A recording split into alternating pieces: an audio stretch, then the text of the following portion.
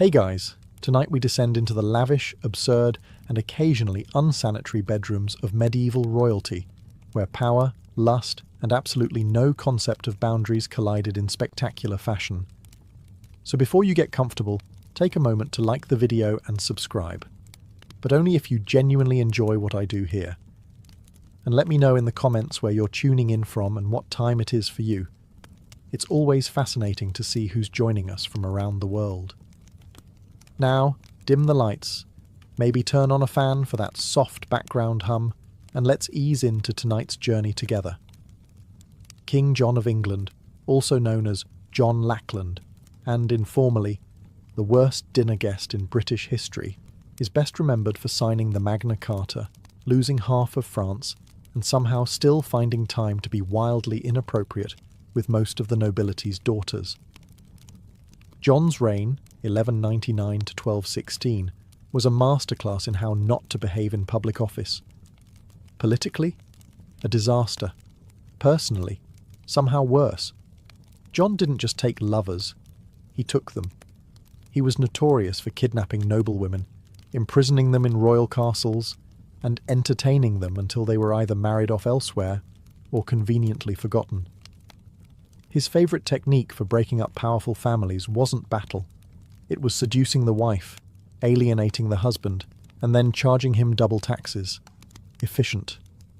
Chroniclers were so uncomfortable with John's behaviour that even biased medieval scribes, people who routinely ignored witch trials and floggings, wrote things like, "He was not temperate with women," and "He did not abstain from wives and daughters." That's medieval for, he made the Christmas party deeply awkward. At one point, John reportedly had 30 mistresses on official record.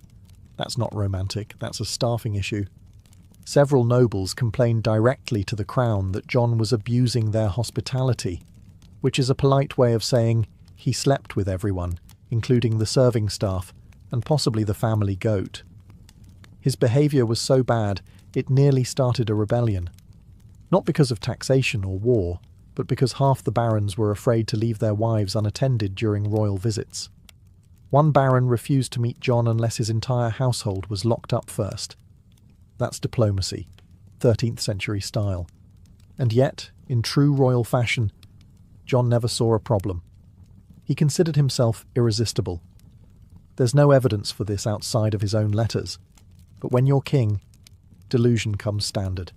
In the end, King John left behind a kingdom in turmoil, a legacy of distrust, and possibly several children no one talked about at court. He was the kind of king who made people invent democracy, just to keep him away from their families. Not the worst monarch in history, but definitely the one you'd never let babysit. Charles VI of France, also known as Charles the Mad, ruled from 1380 to 1422. And yes, that nickname was earned, not given lightly at a drunken banquet. He began his reign with promise, young, handsome, capable. Then things took a turn. He started forgetting who he was, attacking his own knights, and at one point believed he was made of glass, insisting his servants wrap him in blankets so he wouldn't shatter while walking. Not exactly the image of kingly strength, but impressive in terms of creative paranoia. Now, most kings who believe they are fragile glass figurines usually avoid scandal. Not Charles. He somehow managed to juggle a royal mistress, a paranoid delusion, and civil war all at once. A multitasker. His long-suffering wife, Isabeau of Bavaria, tried to manage the court, while Charles did things like run screaming from mirrors and refuse to bathe for fear the water might dissolve him. Meanwhile, his mistress, Odette de Champdivers, was quietly moved into the palace, introduced to everyone as his comfort, which was medieval code for "don't ask questions, just smile." Odette, for her part, stayed with Charles during his most unhinged years.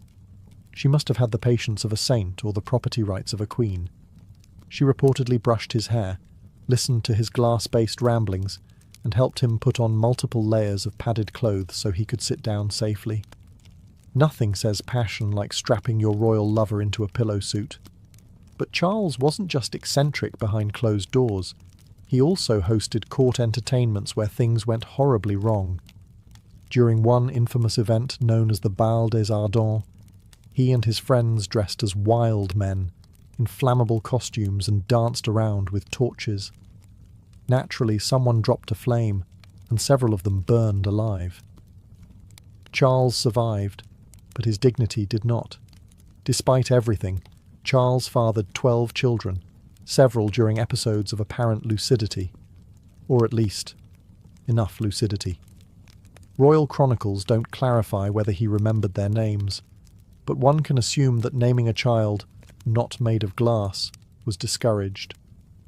Charles VI ruled France into ruin, but more impressively, he managed to make mental illness, royal scandal, and medieval pyrotechnics all part of the same tragicomic package. And somehow, they still let him wear a crown. Peter the Cruel, also known as Pedro the Just, depending on whether you were with him or under a floorboard because of him, ruled Castile from 1350 to 1369. His idea of romance was a curious blend of royal charm, obsessive jealousy, and the occasional politically inconvenient murder. His early love life wasn't exactly Shakespearean. He fell for a noblewoman named Maria de Padilla, whom he may or may not have married in secret. The secrecy part is key, mostly because he was also being married off to other women for alliances, which made things slightly awkward. One of those women was Blanche of Bourbon, a French noblewoman he married, then locked in a castle 3 days later. She spent the rest of her life imprisoned because Peter decided Maria had prettier hair. Or maybe he just didn't like Blanche's accent. Either way, it was an aggressive form of ghosting. Maria, meanwhile, became his lifelong obsession. Even when he married other women, she remained his favourite. When she died, Peter reportedly wept for days, and then ordered that she be declared his legal wife retroactively, just to confuse everyone, and possibly to justify the fact that she had already given birth to 4 of his children. But Peter's passions didn't stop at unannounced annulments and royal kidnapping. He was known for falling in love violently, which is not poetic. It's just dangerous. One of his mistresses, Doña Juana, tried to leave him. She was later found in pieces, as were several of his political enemies and cousins, and occasionally people who made eye contact at the wrong moment. Contemporary accounts mention that Peter sometimes watched executions from his balcony while lounging with a mistress. That's not charming sociopath. That's HBO villain with poor impulse control. But even with all the drama, the Castilian court was never boring. Gossip flowed faster than wine, and Peter's relationships blurred the line between passion and vendetta. His idea of romantic gestures included surprise weddings, surprise divorces, and the occasional surprise stabbing. Eventually, Peter was killed by his own half-brother in a rather symbolic act of family therapy. But his reputation as one of Europe's most aggressively unromantic romantics lives on. If love is a battlefield, Peter brought siege equipment. Edward II of England ruled from 1307 to 1327, and is best remembered for 2 things: losing to the Scots at Bannockburn and showing more affection to his male favourites than to his actual queen. One of those things was considered treason. The other was considered controversial dinner conversation. Let's begin with Piers Gaveston, Edward's childhood companion, rumoured lover and full-time fashion icon. Piers wasn't just close to Edward. He was elevated to positions of ridiculous influence, gifted estates, titles and jewellery that frankly matched none of his outfits. At Edward's coronation, Piers wore more sparkle than the royal regalia and upstaged the Queen, which is a bold move when your survival depends on nobles not hating you. Spoiler: they hated him. Edward's wife, Isabella of France, was understandably furious. She came with political expectations and a generous dowry, neither of which included sharing the throne with her husband's bestie/possible boyfriend. Edward, however, remained devoted. When the nobles demanded Piers be exiled, Edward sulked, sent him away, then brought him right back. Like a teenage breakup, but with castles and crossbows. Eventually, the barons had enough and executed Piers. Edward was devastated. Think full-on royal meltdown. Mourning clothes, public weeping, the whole medieval soap opera. His grief, however, did not lead to self-reflection. It just made room for a new favourite, Hugh Despenser the Younger. Hugh made Piers look like a subtle footnote. He wasn't just Edward's advisor. He was basically the second king. Land, titles, entire counties. Hugh got them. The rest of the nobility got angry. Isabella by this point switched from annoyed wife to full-blown vengeance avatar. She teamed up with a lover of her own, Edward's enemy naturally, invaded England and overthrew her husband. Edward was imprisoned, stripped of his crown, and possibly murdered by red-hot poker. Yes, that rumour exists. No, we're not discussing the physics of it. Let's just say, medieval revenge was rarely subtle. Edward II's reign was less about governance and more about personal drama so intense it could be a reality show. If the Plantagenets had Netflix, his season would have been banned in 3 countries. His mistake? Mixing politics with passion, ignoring everyone else, and assuming royal power meant nobody could touch him. Turns out, everyone could. Eventually. Wenceslaus of Bohemia ruled in the late 14th century, though ruled might be a generous term. He technically held titles like King of the Romans and King of Bohemia, but his real achievements were more along the lines of public nudity, aggressive drinking, and starting fights in his own palace. If you're thinking of good King Wenceslaus from the Christmas Carol, wrong guy. That was his ancestor. This Wenceslaus? Not good. Not even vaguely decent.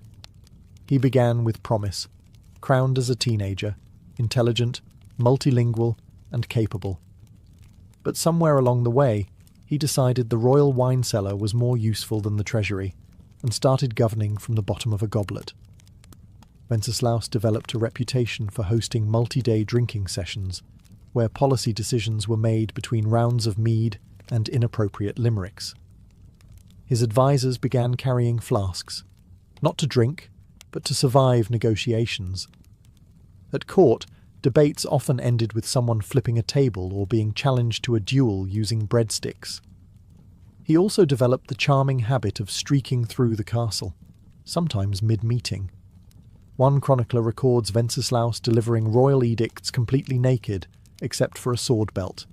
His justification? Clothes are for the timid. Hard to argue with that kind of logic, when the guy with the crown also has a longsword and no pants.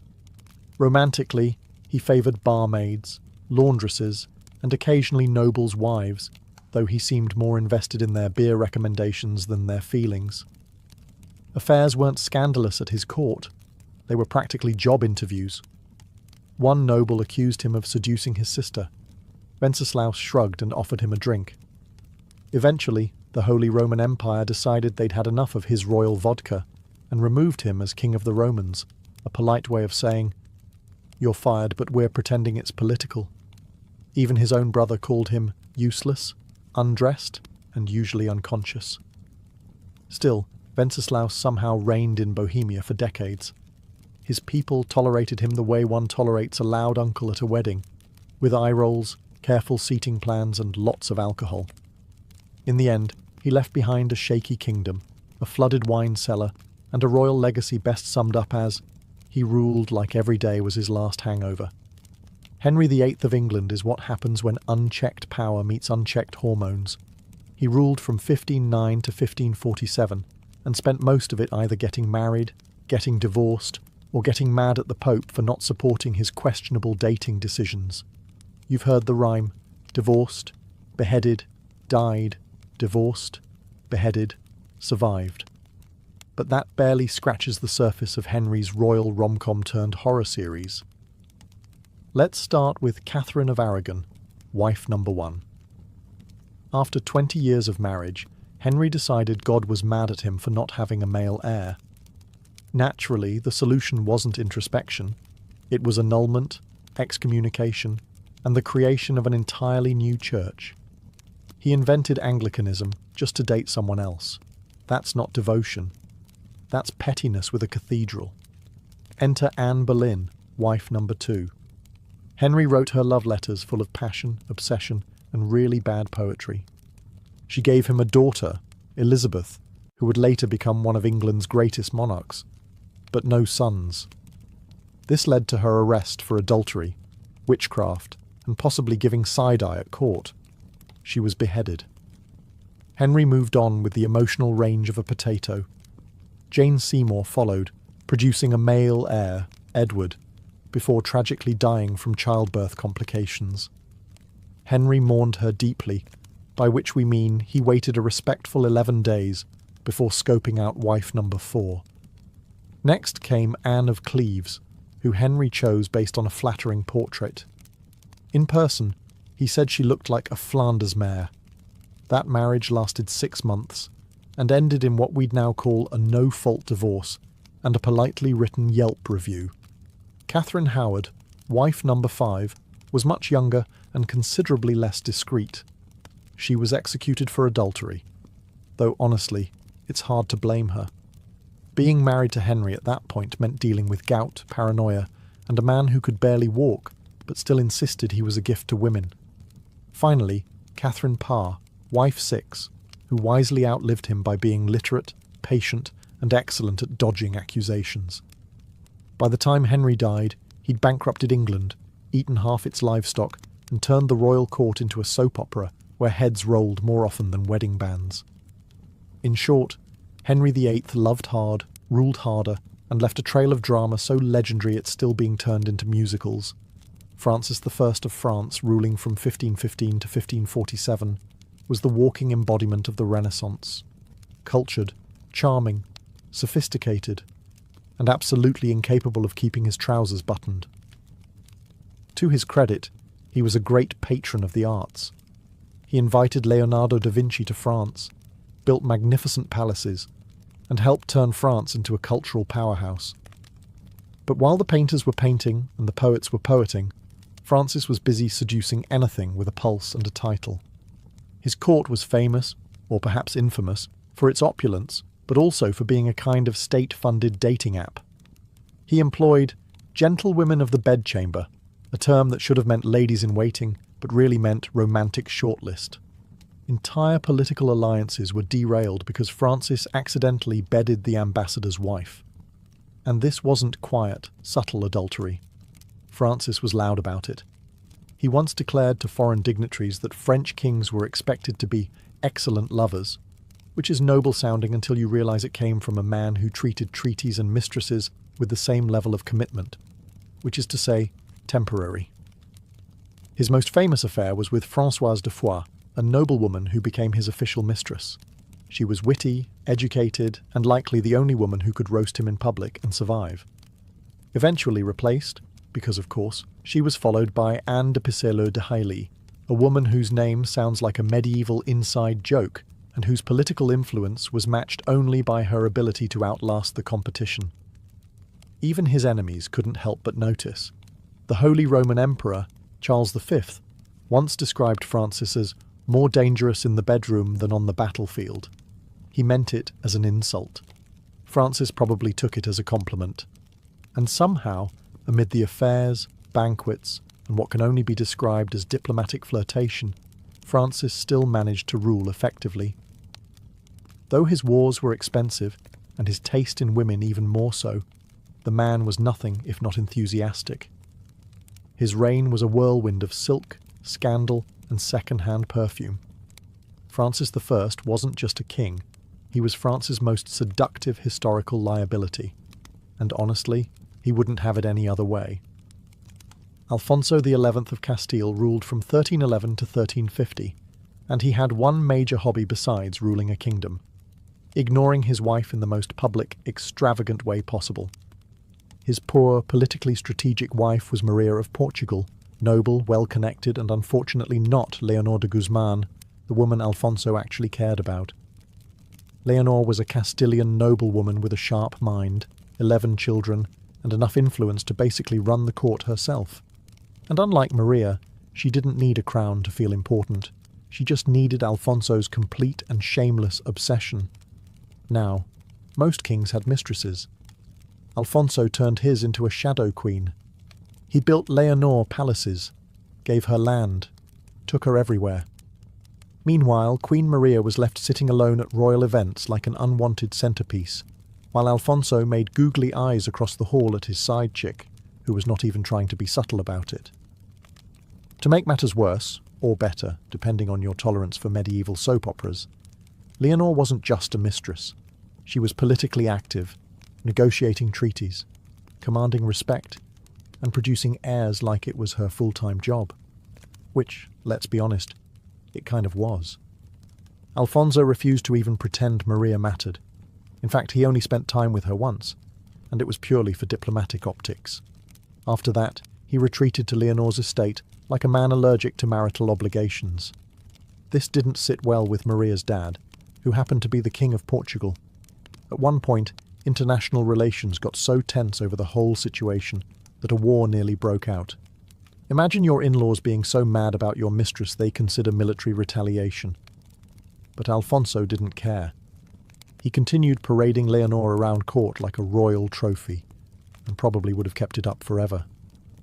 If the Black Death hadn't killed him in 1350. That's right. It took a literal plague to end his affair. After Alfonso died, Queen Maria finally had her moment. She had Leonor imprisoned and executed in a move that historians call vengeful, and most of us would call extremely fair. Alfonso's reign may be remembered for military victories, but let's be real. His true legacy was being one of the most publicly whipped kings in medieval history.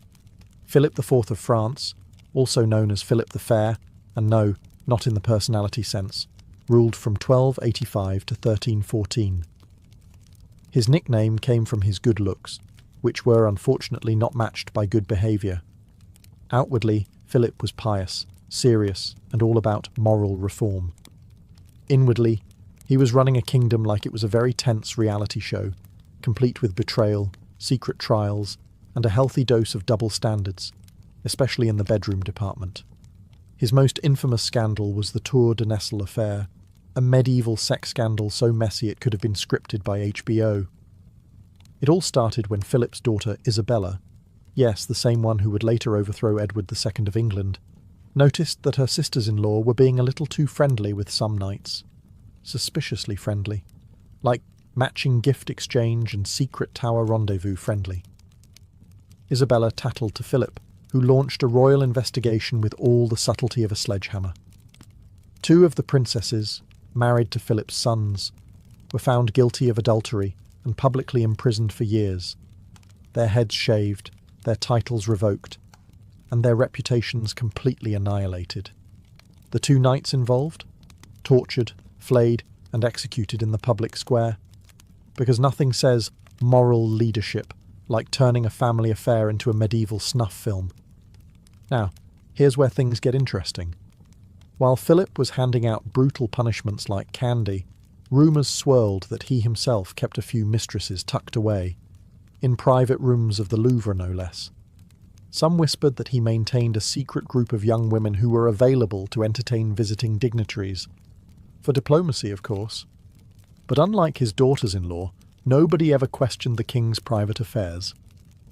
Because when you're the one writing the rules, it's amazing how sin becomes strategy. Philip also had a special knack for using religion when convenient. He went after the Knights Templar for supposed heresy, but everyone knew it was about their money. It was the medieval equivalent of arresting your banker and calling it divine justice. So yes, Philip may have looked like a model of piety and honour. But behind that sculpted jawline and royal glare was a man with a deep commitment to hypocrisy, and a working knowledge of where all the castle's secret doors were. Sigismund of Luxembourg, King of Hungary, King of the Romans, and eventually Holy Roman Emperor, was the kind of man who collected crowns the way other men collected wine goblets, which he also collected, enthusiastically. Reigning from the late 14th to mid-15th century, Sigismund was smart, multilingual, and politically savvy. He also had a personal life so scandalous it would make a tavern bard blush. To begin with, Sigismund was married to Queen Mary of Hungary, a powerful woman in her own right. But marriage to Sigismund was more of a polite formality. He preferred his relationships less lawful, more frequent, and ideally, not followed by conversation. His romantic side projects included noblewomen, laundresses, and at least one Italian opera singer, long before opera existed, which speaks to his innovative spirit.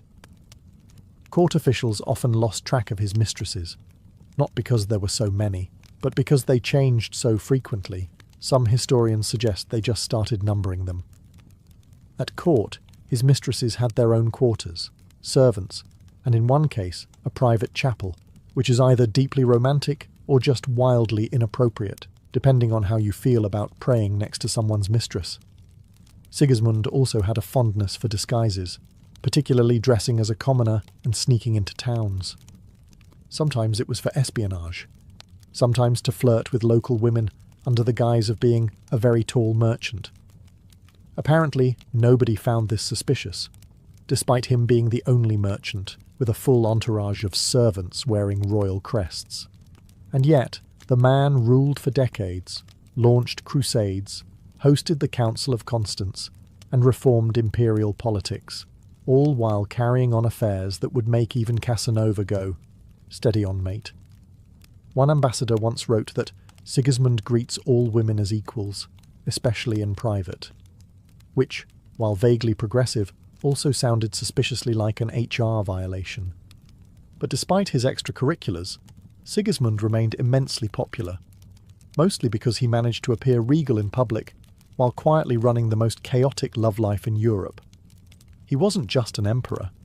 He was a one-man renaissance, equal parts strategist, statesman, and scandal. And somehow, he always got away with it. Louis XV of France, known as Louis the Beloved, ruled from 1715 to 1774. And by ruled, we mostly mean he hosted an endless royal after-party, where governance was optional and silk bed sheets were not. He started out promising enough, young, handsome, and poised to carry on the legacy of his great-grandfather, Louis XIV. But somewhere around his 20s, Louis decided national policy could wait, because he had a long list of ladies-in-waiting to attend to. Let's talk about the Parc aux Cerfs, the quiet little house near Versailles that Louis used for, let's call them, private auditions. Girls were recruited, usually poor but pretty, brought in discreetly, and rotated like seasonal produce. There were so many mistresses, the palace guards likely had a clipboard system. His most famous mistress, Madame de Pompadour, wasn't just a pretty face. She basically ran France behind the scenes. But when she lost interest in the physical side of their relationship, Louis said, "That's fine," and built a second harem instead. The logic? Keep Pompadour for brains and banter. Keep the Parc aux Cerfs for everything else. It was all very organised chaos. Each girl received gifts, titles, and in some cases, discreet housing once their contract expired. It was France's most unofficial but strangely efficient internship program. And the Queen, Marie Leszczyńska? She was around, somewhere, mostly ignored. Once she stopped having children, Louis treated her like antique furniture, too expensive to throw away but no longer relevant to the room. The scandal at court was so normalised that nobles didn't ask if the king had a mistress. They asked how many this week. Even foreign ambassadors gossiped in their letters about the turnover rate at Versailles. That's not a monarchy. That's a brothel with better uniforms. Ironically, Louis genuinely thought he was a good ruler, between lavish balls, discreet pregnancies, and awkward silences with his wife. His reign, while not catastrophic, set the tone for his grandson, Louis XVI, who would later lose his head, possibly because Grandpa spent too much time thinking with the wrong crown. In the end, Louis XV left behind a debt-ridden France, a disillusioned court, and a royal reputation that could best be summarised as loved by women, loathed by accountants. Christian VII of Denmark ruled from 1766 to 1808, though ruled might be too strong a word. Wobbled through life while other people ran the country is probably more accurate. You see, Christian had a few issues.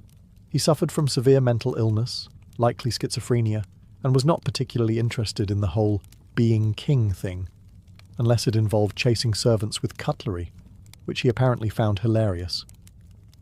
This made him more of a royal mascot than a monarch. Now Christian had a wife, Caroline Matilda of Great Britain, a sensible young woman who expected a somewhat normal marriage. What she got was a husband who preferred masturbating in public, talking to his hand, and disappearing during state dinners to ride imaginary horses down palace corridors.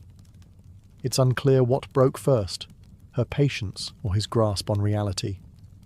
Enter Johann Friedrich Struensee, the king's physician. Smart, ambitious, and very interested in power, Struensee quickly became the real ruler of Denmark, and, somewhat awkwardly, the lover of the queen. Yes, that's right. Caroline Matilda went full soap opera and began an affair with her husband's doctor. And the king did not notice or care. Struensee wrote the laws, signed the edicts, and kept Christian occupied with puppet shows, sword games, and gentle nudges away from sharp objects. It was perhaps the only love triangle in history where one corner was just vaguely humming to himself in the background. Caroline and Struensee even had a child together, possibly the king's on paper, definitely not his in practice. For a while, the two ran Denmark like a very progressive, slightly scandalous think tank, but royal courts are rarely chill places. Eventually, Christian's jealous mother-in-law got wind of the affair and staged a coup. Struensee was arrested, tortured, and executed, quite dramatically, while Caroline was shipped off to exile with her reputation in tatters. As for Christian, he returned to being a gently supervised liability, spending the rest of his reign in a kind of padded silence. His reign is remembered less for achievements and more for the sheer absurdity of it all. A king who ruled nothing, a queen who tried her best, and a physician who tried a little too hard. History calls it a constitutional crisis. We call it Europe's weirdest love story. Charles II of England, who ruled from 1660 to 1685, came back from exile with one clear agenda: bring back fun, preferably with as many mistresses as humanly possible. Spoiler: mission accomplished. After surviving a civil war, hiding in oak trees and living in continental poverty, Charles returned to England as king and promptly decided the nation needed a little less puritanism and a little more clothing-optional ballroom dancing. Parliament reluctantly agreed. Nicknamed the Merry Monarch, Charles had dozens of official mistresses, and those are just the ones we know about. His most famous flame was Nell Gwyn, a sharp-tongued actress who once called herself the Protestant whore, just to differentiate herself from all the other mistresses. Honestly, iconic branding. Then there was Barbara Palmer, titled Countess of Castlemaine, who was less mistress and more palace fixture. She was openly kept in royal apartments and had multiple children by Charles, all of whom were granted titles and land, because nepotism is more fun when it's flirty. Charles didn't even pretend to be discreet. He brought his mistresses to court events. He paid them government pensions. He even had a corridor built at Whitehall so they could reach his bedroom without disturbing the ambassadors. Efficiency. Thy name is Charles. Queen Catherine of Braganza, his long-suffering wife, endured it all with quiet dignity and possibly a flask. She bore no children, and Charles reportedly said, "She could not bear children, but she never gave me trouble," which is both a compliment and a red flag. Charles fathered at least 14 illegitimate children, and acknowledged most of them, giving them noble titles and throwing elaborate birthday parties. Meanwhile, the legitimate line remained childless, as if karma had a sense of humour. Despite the scandals, Charles was popular. He reopened theatres, legalised fun, and restored monarchy with flair, wigs, and more eyeliner than his actresses. The people forgave him everything, mostly because he made monarchy look like a party. When he died, his final words were, "Let not poor Nelly starve," not "God bless England," not "Tell my brother to rule wisely," just "Feed the mistress." And that, friends, sums up Charles II, a king who governed like he was hosting a royal bachelor season finale. Eric XIV of Sweden ruled from 1560 to 1568. A short reign, but long enough to leave behind a legacy of paranoia, poetry, and utterly catastrophic dating choices. Now, Eric started out promising. Tall, handsome, fond of astronomy and the arts, the kind of king who might write you a love sonnet and then explain planetary orbits over dinner. He was also obsessed with astrology, so he rarely made decisions without checking the stars first. Unfortunately, the stars never told him to chill. Eric had a thing for noble women, but not in the subtle, whisper-in-a-garden kind of way. He proposed to Queen Elizabeth I of England multiple times, and she repeatedly declined, politely, then firmly, then with complete silence. Eric didn't get the hint and even sent portraits of himself as gifts, which is the 16th century equivalent of sliding into someone's DMs with a shirtless selfie and a marriage contract. After Elizabeth ghosted him, Eric set his sights lower, in rank, not enthusiasm. He fell for Karin Mundsdotter, a commoner and the daughter of a jailer. This scandalised the nobility, which only made Eric dig in harder. He married her, crowned her queen, and then spent the next year having emotional breakdowns, imprisoning nobles, and stabbing people he thought looked at her funny. His most infamous moment? The Stura murders. A casual dinner party that ended with Eric personally killing a noble with a knife while shouting things that made his courtiers question whether astrology had finally broken his brain. By this point, he was hearing voices, hiding from invisible enemies, and occasionally dressing in disguise to spy on his own council. The nobility staged an intervention, which, in royal terms, means they locked him in a castle and handed the crown to his brother. Eric spent the rest of his life imprisoned, writing bizarre love poetry to Karin, occasionally ranting about conspiracies, and probably regretting stabbing that guy mid-supper. Sweden learned a few things from Eric's reign. Always check your dinner guests for hidden blades, avoid kings who write their own horoscopes, and maybe, just maybe, don't crown the man who insists the moon is whispering about betrayal. Ferdinand I of Naples, also known as Ferdinand of Aragon, ruled from the mid-15th century and brought with him a rare blend of charm, brutality, and a hobby that would make most people cancel dinner plans immediately. On the surface, Ferdinand was a cultured and efficient ruler. He stabilised his kingdom, balanced the budget, and crushed rebellions with impressive speed.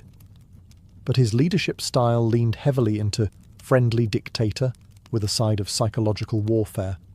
Case in point, his approach to enemies. Most kings exiled traitors, some imprisoned them. Ferdinand, he preferred to stuff them.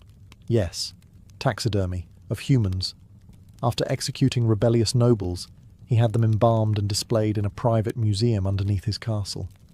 It was called the Black Room, and he gave guided tours to foreign dignitaries, visiting ambassadors, and even potential traitors.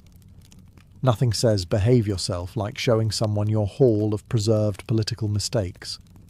He reportedly enjoyed describing each corpse by name, crime, and expression.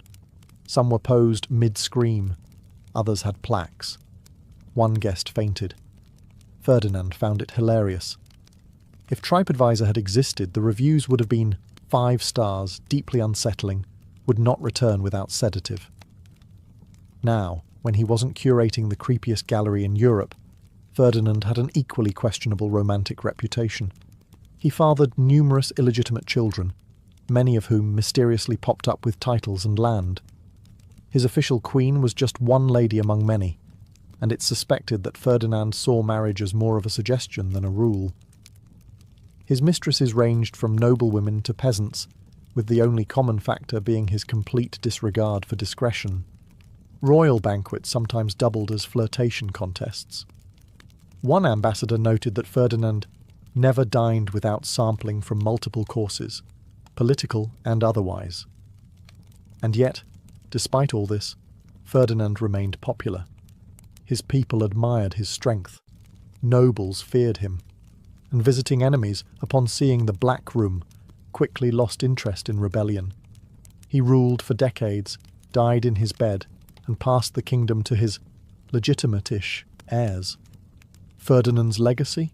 A stable kingdom, a terrifying basement, and the firm understanding that some kings build alliances, others collect warning signs in glass cases. The year was 1119. The dust of the First Crusade still clung to the broken stones of Jerusalem. Christian pilgrims were flocking to the Holy Land in droves, believing the sacred city was now safe. But outside the city walls, it was chaos. Bandits prowled the roads. Muslim warbands struck caravans, and travellers were butchered or sold into slavery. The dream of Christian safety in the East was collapsing. That's when a knight named Hugues de Payan, along with 8 companions, made a vow. Not to a king, not to a lord, but to God. They pledged to protect Christian pilgrims with their lives, not just as soldiers, but as monks. They took vows of poverty, chastity, and obedience. No wives, no gold, no lands, just horses, swords, and faith. They called themselves the Poor Fellow Soldiers of Christ and of the Temple of Solomon. A mouthful, yes, but that final phrase mattered, because King Baldwin II gave them quarters on the Temple Mount, where the ruins of Solomon's temple stood. From this holy ground, they took their name, the Knights Templar. For 9 years they remained a tiny group, unofficial, underfunded, and dangerously committed. They lived like beggars, borrowing armor, sharing war horses, training like maniacs. But they were disciplined, devout, dangerous, and their reputation began to spread. It wasn't long before their strange blend of monk and warrior caught the attention of one of the most influential men in Christendom, Bernard of Clairvaux. Bernard was no ordinary abbot. He was a spiritual rock star. When he spoke, popes listened, and he saw something divine in these men. At the Council of Troyes in 1129, he helped draft the official rule of the Templars, a rigid monastic code infused with martial purpose. He praised them as the new knighthood, a holy elite who fought not for glory, but for God. With Bernard's blessing and the Pope's approval, the Knights Templar were no longer just a desperate band of misfits. They became a religious order with divine sanction. Donations flowed in. Young nobles abandoned comfortable lives to join their ranks.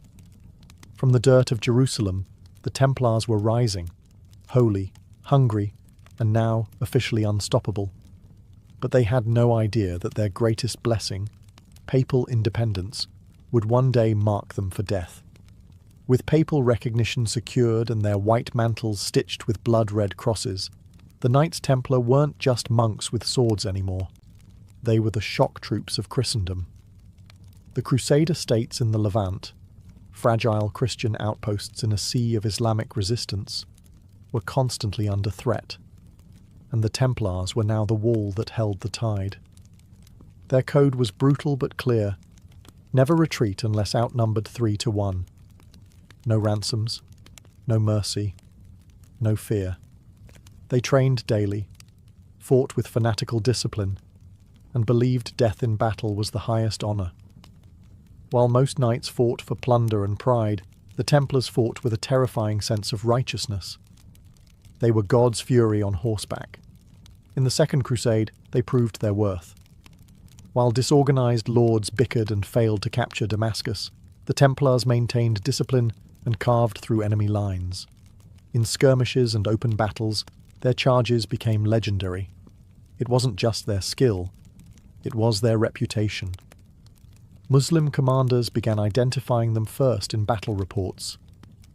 Those white-mantled devils with the red cross. They didn't just fight, they fortified. Across the Holy Land, the Templars built an iron web of castles and outposts, Safed, Tortosa, and the mighty fortress of Bagras. These were no ornamental estates. Templar castles were militarized strongholds with thick walls, trap-laden gates, and water systems designed to withstand year-long sieges. When armies fled, Templars stayed behind to buy time or die. But their allegiance was not to kings. not to emperors, only to the Pope, and that made them a rare breed, one that rulers both admired and feared. A king could not command them, a baron could not bribe them. Only the Grand Master, chosen from within, could give the order to fight or stand down. They were sovereign in spirit, even as they bled for the cross. And they weren't just recruiting soldiers, they were building a myth.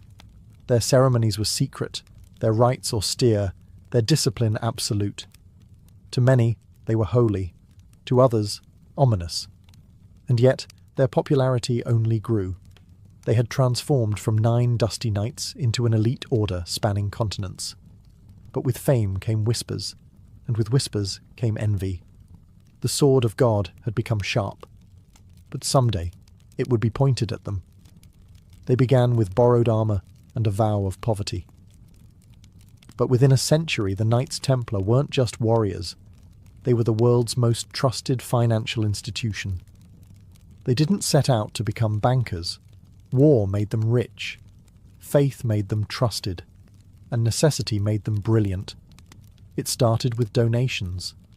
Nobles eager to support the Holy Land gifted them land, gold, livestock, even entire villages. The Templars didn't just hoard it, they managed it, carefully, strategically. They built commanderies across Europe, agricultural estates run like efficient businesses. Everything was accounted for: grain, livestock, taxes, tithes. A monk in England could be sending money to support a battle in Jerusalem within weeks. That kind of reach was unheard of. Then came the banking system. A nobleman heading to the Holy Land no longer needed to risk carrying a chest of coins. He could deposit funds with the Templars in Paris, receive a coded letter, and withdraw the same amount in Acre. It was one of the earliest forms of international banking. Templars charged modest fees, kept meticulous records, and never defaulted. They became the Swiss banks of the medieval world, centuries before Switzerland even existed. Their clients? Kings, queens, bishops, and merchants. They safeguarded the French crown jewels, managed papal finances, funded crusades, ransomed prisoners. In some cases, they even lent money to the very monarchs who would later try to destroy them. The Templars didn't flaunt their wealth. They weren't draped in silk or gold. Their churches were plain, their vestments humble. But beneath that austerity was an empire of ledgers, vaults, and armoured wagons, an invisible hand that touched nearly every economy in Europe. And yet, they refused to call themselves bankers. They were monks. Everything they did, they claimed, was in service of God.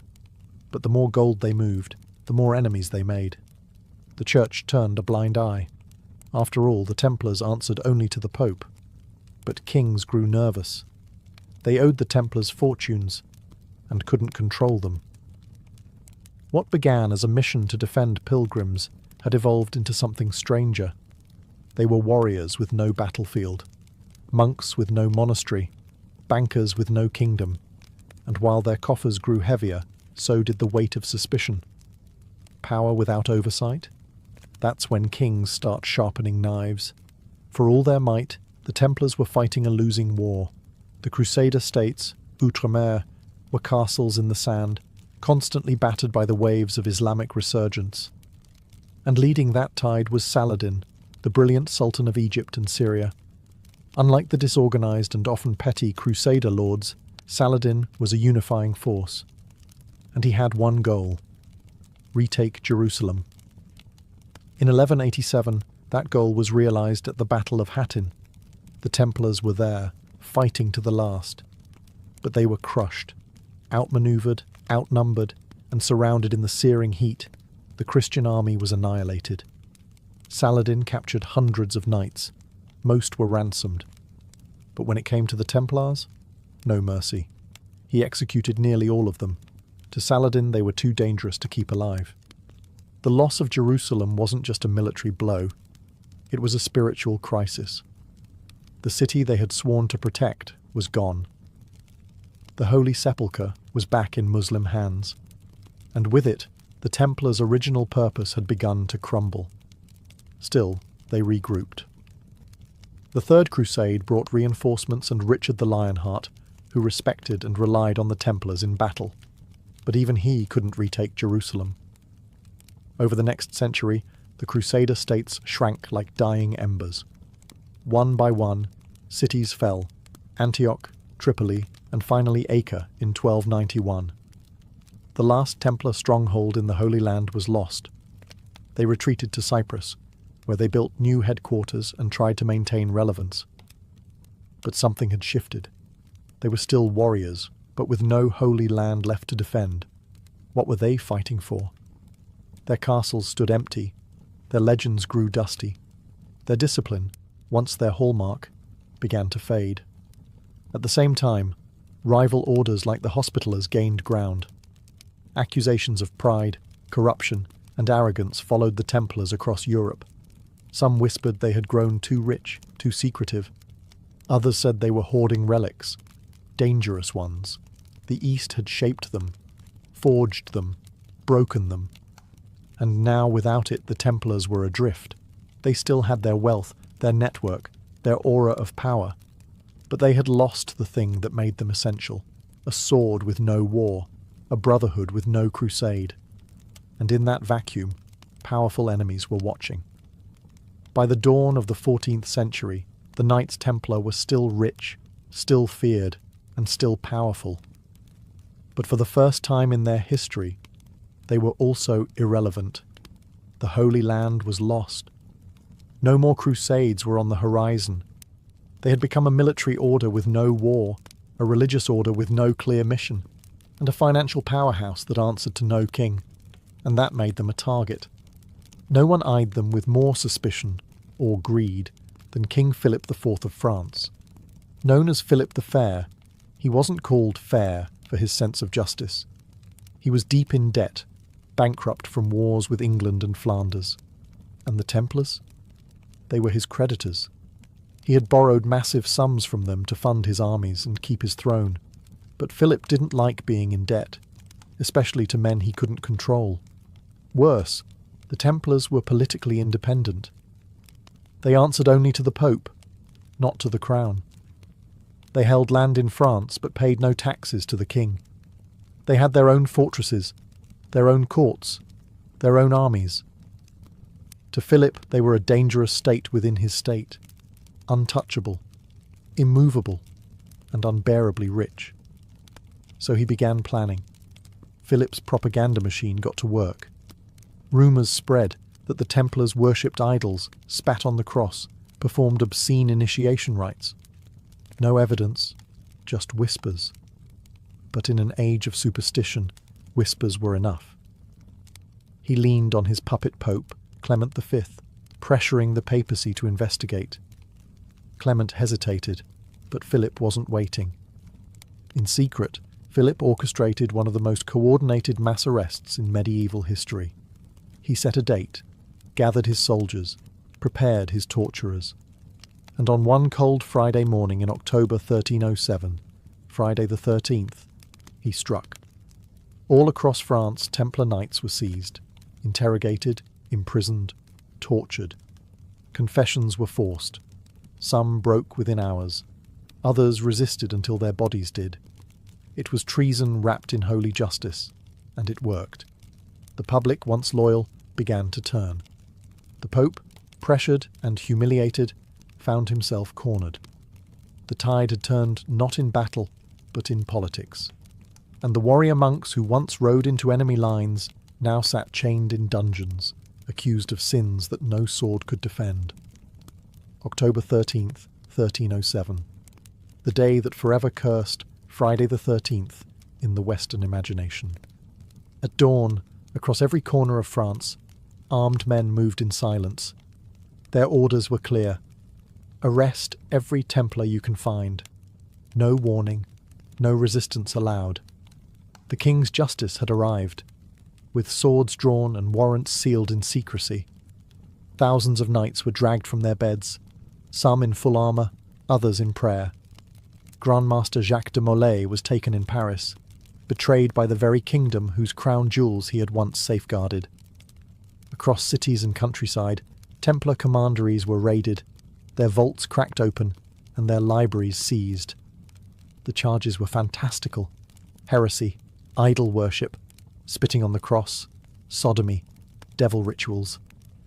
Most of it was invented whole cloth by Philip's lawyers. But in an era of fear and religious zealotry, it didn't need to be true. It just needed to be believable. And the Templars? They were silenced with fire and iron.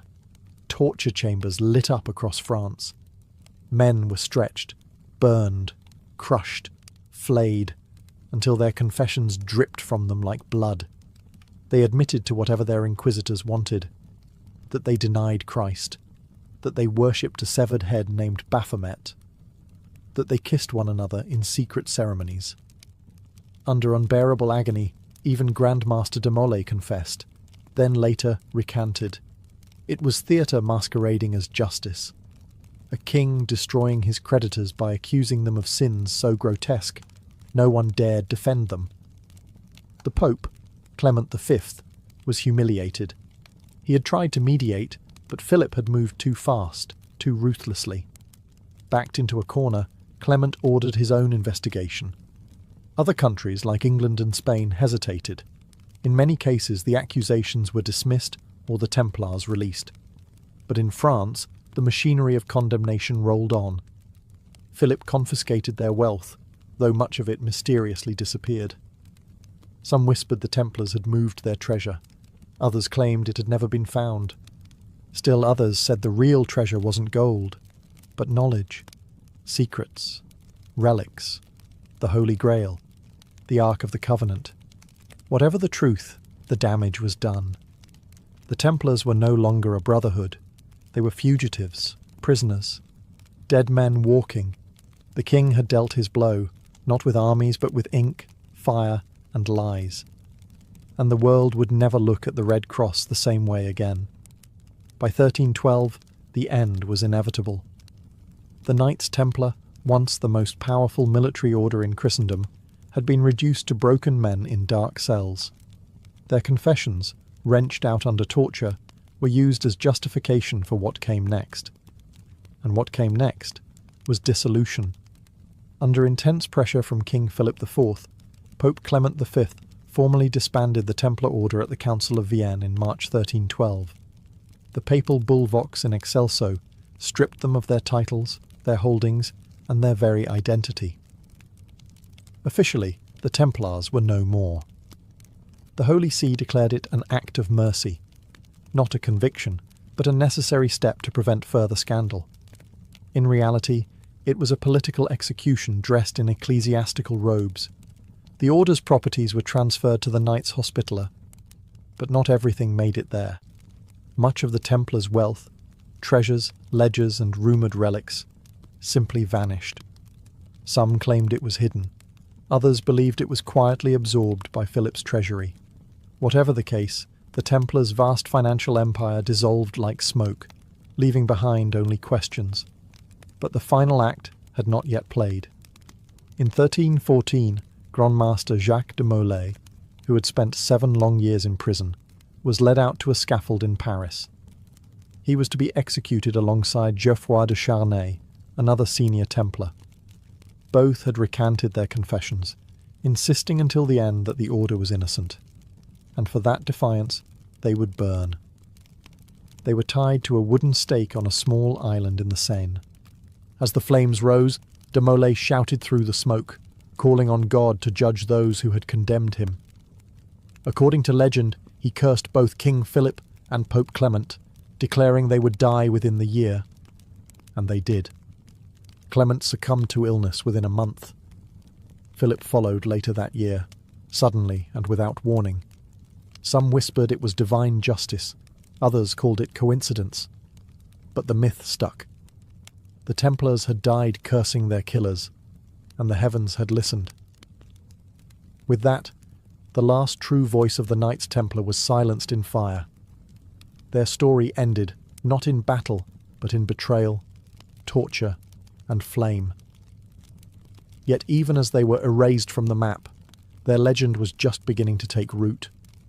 The fires of the Templar executions died out, but the embers of their legend burned hotter than ever.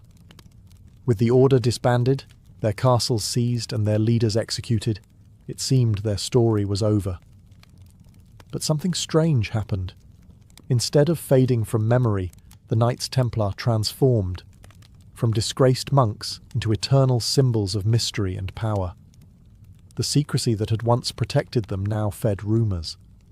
What happened to their treasure? Where were their scrolls, their relics, their holy knowledge? Some believed the Templars had spirited away the Holy Grail before their arrest. Others whispered they had hidden the Ark of the Covenant, or guarded descendants of Jesus himself. There was no proof, just shadows. But in the medieval world, shadows were enough. Then came the idea that the Templars had survived underground. Though officially disbanded, many former Templars quietly blended into society. Some joined other monastic orders. Some became mercenaries. But others, legend claimed, went secret.